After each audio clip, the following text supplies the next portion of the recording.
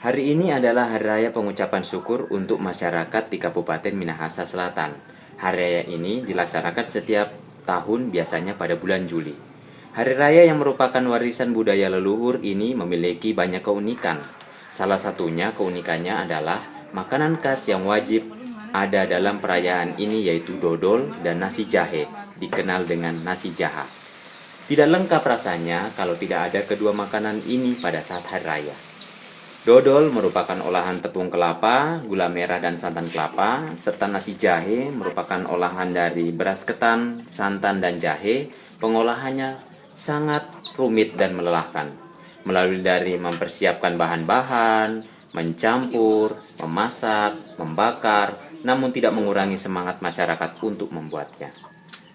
Selain itu, hal yang unik dari pembuatan kedua makanan ini adalah produksi asap yang dihasilkan ketika membuatnya. Setiap kampung tertutup asap ketika membuat makanan ini, khususnya pada saat proses pembuatan nasi jahe. Dari persiapan dan perayaan hari raya ini, setiap keluarga biasa menghasilkan budget paling rendah 2 juta rupiah per keluarga. Bayangkan saja berapa total uang yang bisa dihabiskan masyarakat Kabupaten Minahasa Selatan yang memiliki sekitar kepala keluarga. Wow, sampai berapa ya jumlah nolnya? Pastinya jika uang itu digunakan untuk membuat dodol, bisa membuat lengket seluruh masyarakat Minahasa Selatan. Hehe. Fakta unik lain dari hari raya ini adalah makanan-makanan yang banyak, saling silaturahmi, dan pastinya kemacetan.